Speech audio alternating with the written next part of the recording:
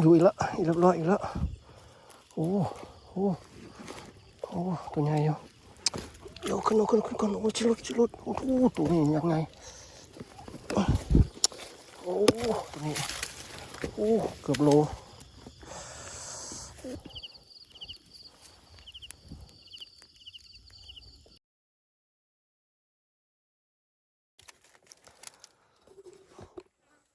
สบายดีทุกคนหากินที่นามนนี่จะพาพี่น้องมาใส่เบ็ดเนาะปักเบ็ดขันอีกใหม่หนองรวมบ้านคือเก่าแหละบูชิไปเฮ็ดคลิปอีกอย่างมื้อนี้ช่วงนี้ก็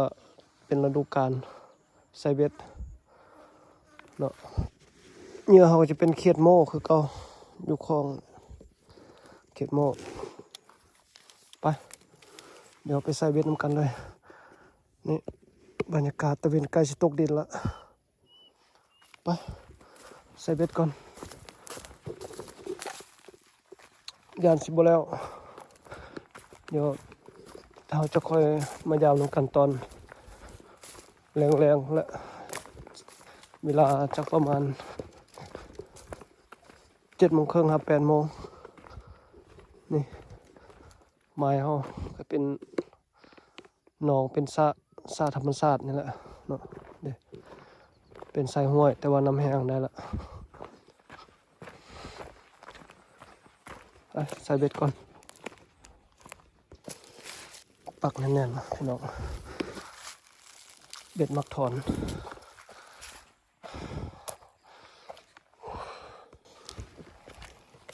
โอเค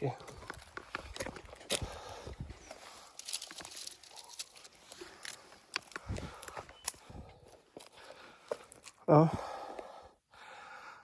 ประมาณนี้เดี๋ยวมาแรงเราจะค่อยมารุ่นมายาวน้ำกันตอนแรงๆเวลาจาก8:00แล้ว7:30ครับ8:00ใส่เบ็ดให้แล้วก่อนเราก็ใส่เบ็ดแล้วมาแล้วเนาะพอดีมืดพอดีในระหว่างเรารอท่ายามเบ็ดเราจะพามาการเขียดเนาะการเขียดนี้จะเป็นไหนาที่เขาเจ้าจูดละเวลาเขาเจ้าจูดฤดูนี้เป็นฤดูร้อนเนาะเขียดที่มันอยู่ในเงือบหินเงือบดินที่มันแตกแห้งมันจะออกมาเพื่อตากอากาศเนาะเดี๋ยวเขาจะการเขียดในระหว่างรอทายามเบ็ดเดี๋ยวเห็นละเพื่อเป็นเหยื่อตามเบ็ดเขาต่อนี่เห็นบ่ทุกคนอันนี้เขียดเดี๋ยวจับก่อนเดี๋ยวไปการกันต่อเขียดในฤดูนี้ถ้าว่าเอาไปเฮ็ดกินจะมีรสชาติแซ่บกว่าเขียดในฤดูฝนมันจะ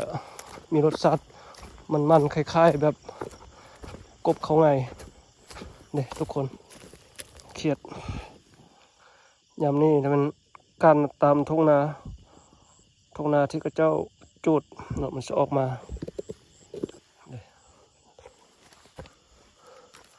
จะออกมาตากหมอกเดี๋ยวเห็นอีกแล้วลายอยู่เด้ทุกคน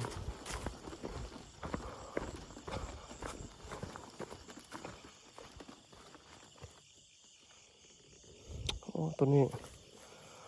เข้าหูคืนเห็นแต่แสงอยู่ในคนโอ้เขียดลายทุกคนเลยเขียดลาย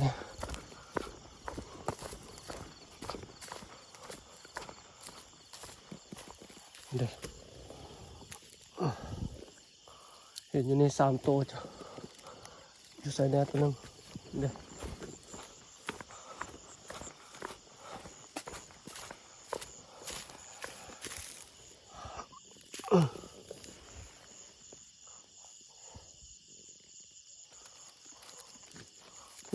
ขียดหลายทุกคน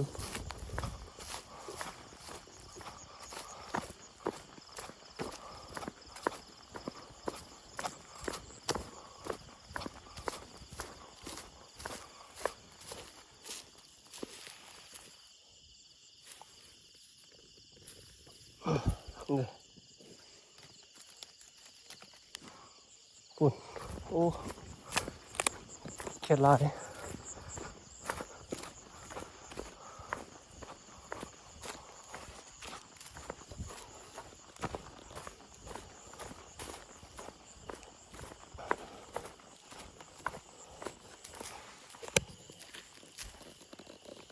เห็นบ่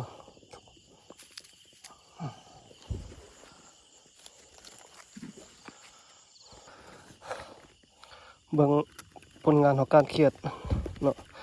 เขียดกันในระหว่างเวลาที่เราท่ายามเบ็ดปุ่นทุกคนเขียดหลายหมดโอ้เต้นออกตาสะออนเดี๋ยวไปแล้ว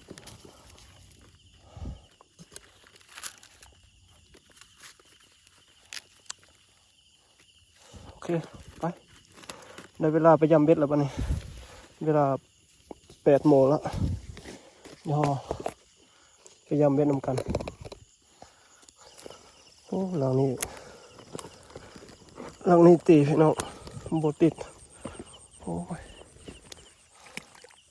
โอเคตามเงี้ยก่อนหลังนี้เรียบร้อยทุกคนเรียบร้อยแล้ว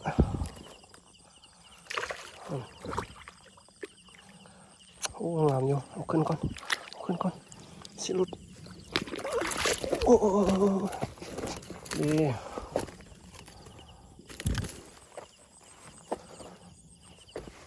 เต็มแล้วโอ้งามอยู่โอ้พอดีต้มเก็บใส่ข้อเรียบร้อยแล้วเนาะทุกคนหลังนี้เรียบร้อยมึงโอ้คันเบ็ดโอ้ยสันเอาขึ้นก่อนโอ้ทุขึ้นมาเขาจะลาดโอ้เต็มที่2โอ้งามอยู่พอดีกำ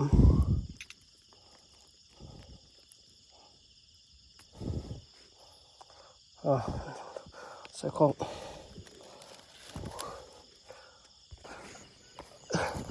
เรียบร้อยอีกแล้วทุกคนเรียบร้อยอีกแล้ว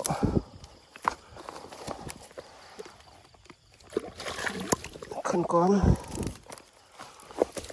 ดีโอเคพอดีงามอยู่พอดีต้ม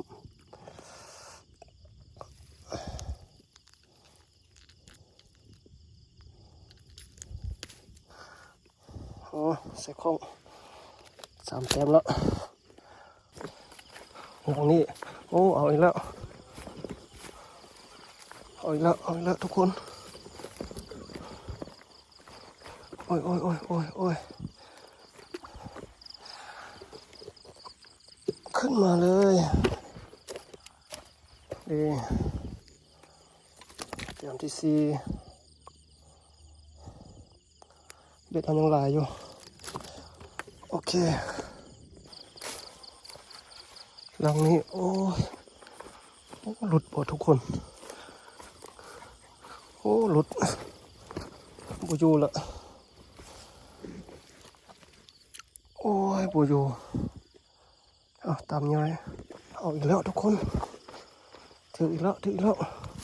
โอ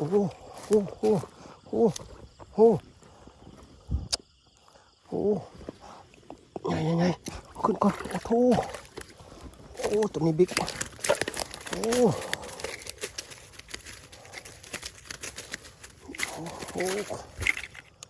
อ้ใหญ่ตัวนี้ใหญ่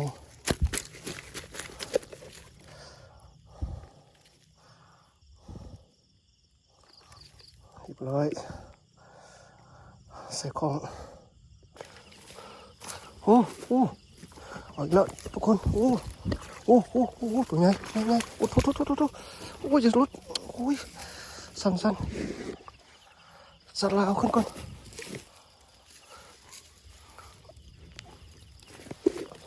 ขึ้นมาโอ้โอ้ตัวนี้ก็ตัวใหญ่งามโอ้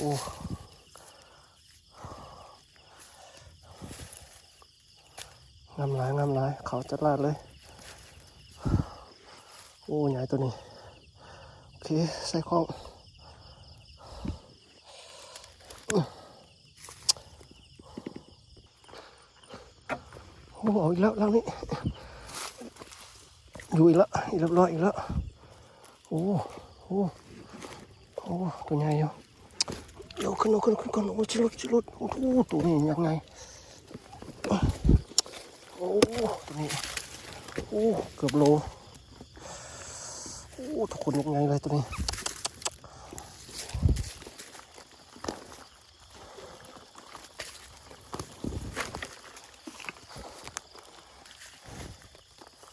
โอ้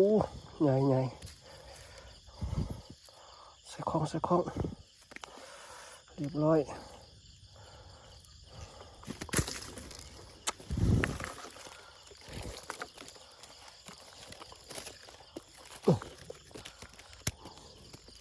มัน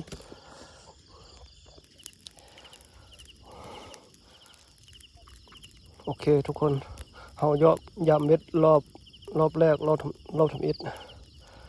ได้อยู่7 แต้มเด้อโอ้มันจะตัวใหญ่ๆก่อนตัวไหนนี่บวกใส่กับเขียดพร้อมเดี๋ยวเราจะปิ้งปลากินข้าวก่อน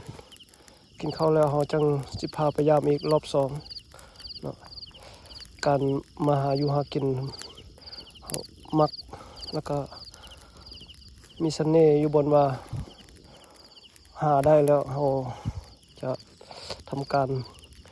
เฮ็ดกินอยู่ในบอนที่เรามาหาเลยเนาะมันจะเป็นบรรยากาศที่ว่า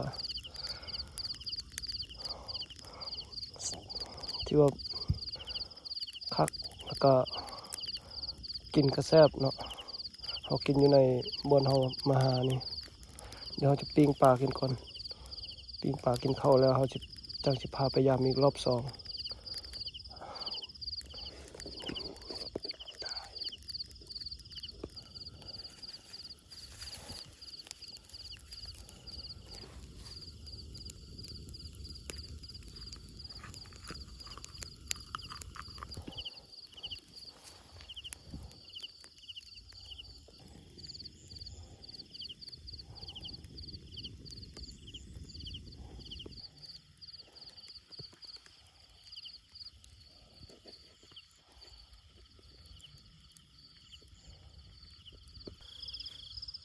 กินข้าวปิ้งปลา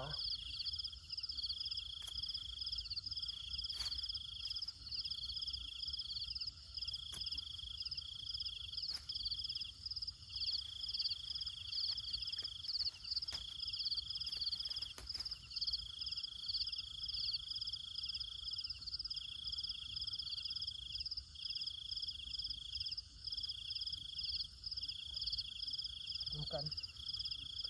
แซ่บ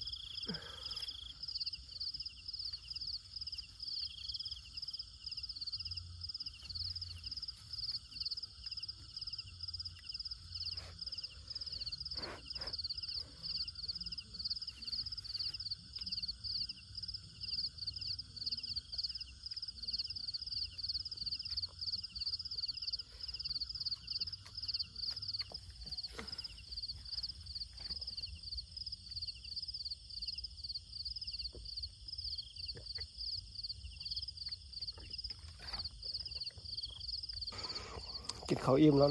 ทุกคนตอนนี้เวลาเกือบจะ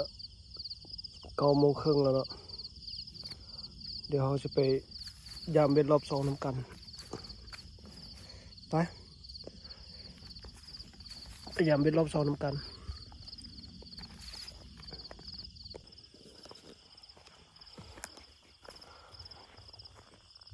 หลังนี้ยังบ่ถึกเหยื่อยังอยู่ไปโอ้หลังนี้เรียบร้อยทุกคนแล้วเ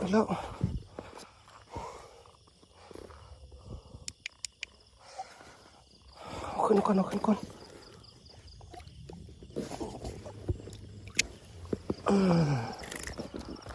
ียบร้อยโอเคงามอยู่เก็บ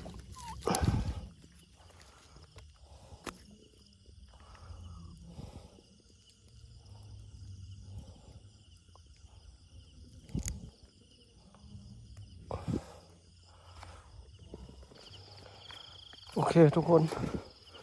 เบิดละยามเบ็ดรอบสองได้แต้มเดียวแต่ก็ถือว่ายังบ่แห้วเนาะยังบ่ก็ยังถืออยู่ตัวหนึ่งยังบ่กินแห้วเอาสำหรับตอนแรงมื้อนี้ที่เฮาใส่แล้วก็ยาม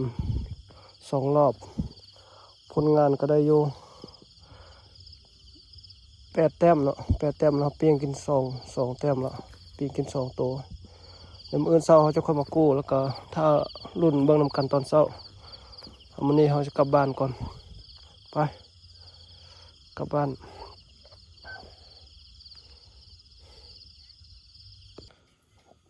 โอเคทุกคนฮอตบ้านละเดี๋ยวเขาจะ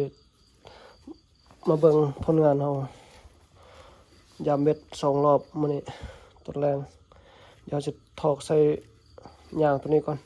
เพราะว่าตัวเขียดมันสิบุโดดออกได้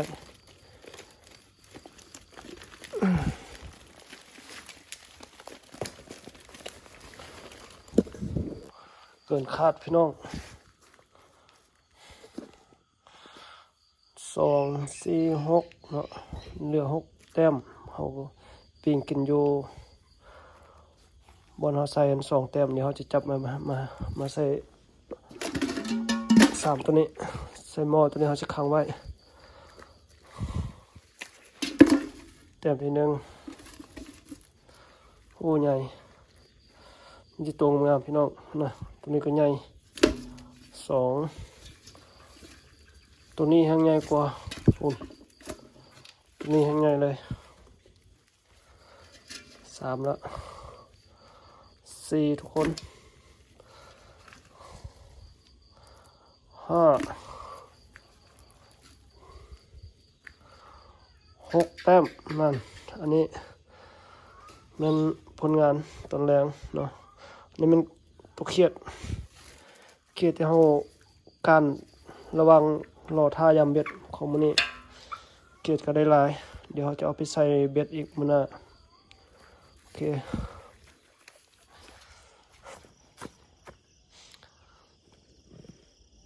สบายดีตอนเช้าทุกคนได้เวลามากู้เบ็ดแล้วเนาะเดี๋ยวจะไปกู้เบ็ดนำกันเวลานี้ยังมืดอยู่แจ้งแล้วทุกคนอันนี้หลังแรกหลังนี้ทึกเป็นหลังแรกของตอนเช้าตุยแล้วพี่น้องตุยแล้วงามอยู่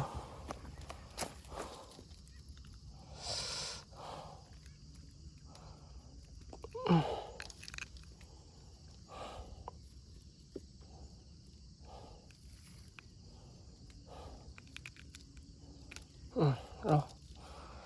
แต้มแรกตอนเช้าหลังนี้ก็เรียบร้อยทุกคนแต้มที่2ตอนเช้าโอ้งามอยู่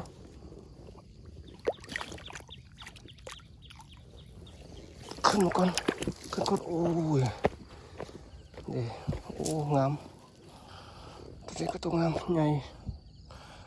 ขาวโจโลเงาจัดลาดเด้ใส่ของเลยเอา เอาอีกแล้วทุกคนโอ้งามอีกงามอีกงามอีกคือว่าห้อยอยู่ถึงแล้วนี่นี่ขาวจุโลขาวจุโลขึ้นก่อนนั่นโอ้ยงามโอ้พันสาย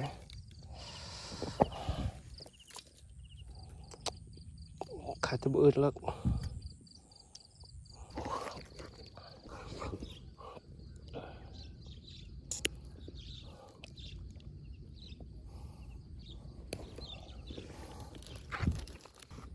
สรุปทุกคนผลงานตอนเช้าได้อยู่หลายอยู่ได้นี่สิป่าคอได้อยู่ได้6 แต้มเนาะแต้มที่7นี่เป็นกบแล้วถือว่าหมานอยู่เนาะสำหรับมื้อนี้เดี๋ยวเราจะกลับบ้านเลยมื้อหน้าเราจะไปเฮ็ดคลิปอีกอย่างก็ตามรอท่าติดตามรับชมเด้อเดี๋ยวเราจะไปสรุปผลงานนำกันอยู่บ้านไปกลับบ้านมานี่เอามาสรุปผลงานนำกันตอนเช้าทอกใส่นี่คือเก่าเลยทอกใส่ยางเพื่อว่าบ่ให้ตัวเขียดมันโดดออกถอกเลย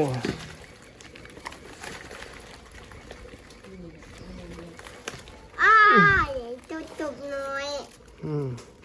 ได้กบตัวหนึ่งกบถึกเบ็ดอีกละกบถึกเบ็ดเขียดเฮ้ยจุกอีกหน่อยจุกเดี๋ยวเราจะเอานับใส่หุ่นตัวนี้ผลงานเมื่อคืนนี่ตอนเช้านับเลยตอนเช้า1โทษถึงหัวยิ้มเลย2ไปแล้วมันถึงหัวยิ้มเลยโอเคโอ้ยพอเฉยโอ้ยอะไร2แล้วโอ้ยออกเบิด2แล้ว3 4เอาไปแล้ว5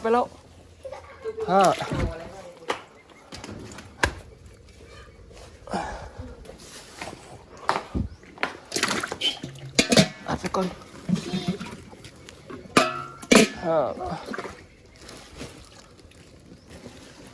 เต็มที่6โอเคเต็มที่7เป็นเขียดกบได้กบตัวหนึ่ง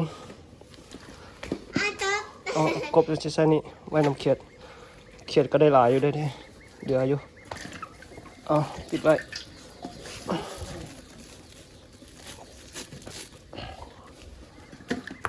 โอเคนี่ผลงานทุกคนได้หลายแต้มอยู่ได้นี่จะได้เกือบ3 โลได้นี่โอเคขอจบคลิปไว้เท่านี้แล้วเด้อบ๊ายบายลูกบ๊ายบาย